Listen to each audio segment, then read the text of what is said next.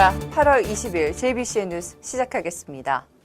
삼성전자의 대규모 투자 휴가로 배후 주택 수요가 늘어나면서 경기도 평택시 일대는 그야말로 부동산 호재를 누리고 있는데요.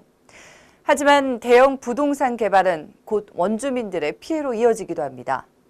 경기도 평택시 동삭 2지구의 GS건설이 대규모 아파트 공사를 진행하면서 인근 주민들이 분진 및 소음 피해 고통을 호소하며 평택시청 앞에서 공사 중단 집회를 열었습니다. 보도에 김윤희 기자입니다. 경기도 평택시 동삭 2지구 아파트 공사 현장입니다. GS건설이 이 일대에 1,800여 세대의 대규모 아파트 단지를 조성하면서 문제는 시작됐습니다. 공사 현장이 600여 세대가 살고 있는 아파트 단지 바로 옆이기 때문입니다. 결국 분진과 소음 피해를 겪고 있는 주민들은 참다 못해 평택시청 앞에서 공사 중단을 요구했습니다. 이들은 아파트 단지가 공사 현장과 고작 100여 미터 정도밖에 떨어져 있지 않아 비산먼지로 공사가 끝나는 저녁 6시까지는 창문도 열지 못하고 심지어 두통과 수면 부족, 환청까지 겪고 있다고 말했습니다. 공사를 함으로 해서 먼지가 엄청 많이 들어와요. 그러니까 문을 지금 한여름인데 문을 열어놓을 수가 없어요. 그러니까 애들도 시끄럽다고 하고 나가서 놀 수도 없고 또 환청도 들리고 밤에. 또한 평택시에 여러 차례 민원을 넣어봤지만 시는 GS 측에 책임을 떠넘긴다며 분통을 터뜨렸습니다. 신청은 GS에 얘기해라. GS는 신청에다 얘기해라. 서로 미루는 거예요. 어디다 얘기하라고. 신청은 민원을 해도 GS에 니네가 많이 얘기를 해서 얻어라.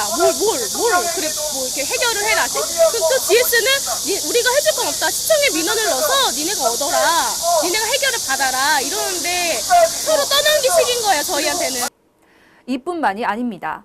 평택시가 주민들에게 어떠한 설명도 없이 GS건설 측에 개발 허가를 내준 것은 살고 있는 주민들을 무시한 처사라고 비판했습니다.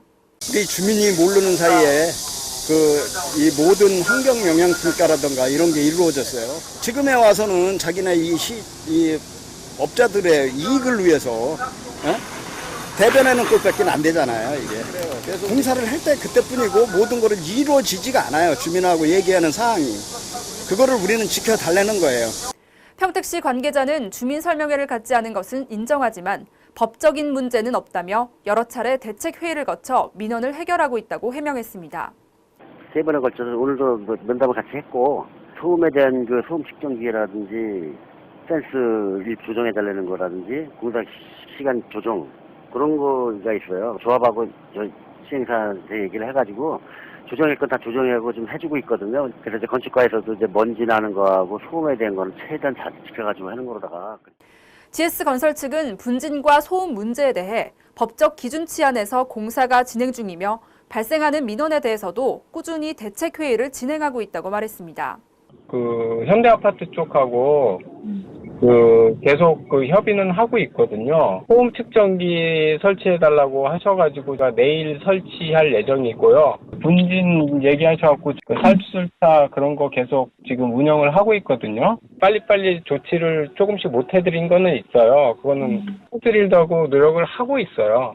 이날 모인 주민 50여 명은 집회가 끝난 후 요구사항이 담긴 진정서를 작성해 시에 제출했습니다. JBCN 뉴스 김윤희입니다. 네, 다음은 간추린 소식입니다. 경기도 안성시는 안성경찰서와 한국전력공사 안성지점, 주식회사 삼천리 평택 안성고객센터와 복지 및 범죄 사각지대 발굴 지원 업무 협약을 체결했습니다. 이번 협약으로 4개 기관은 인적, 물적 자원 교류를 통해 복지 및 범죄 사각지대에 놓인 대상자들을 적극 발굴해 신속하고 통합적으로 지원한다는 계획입니다.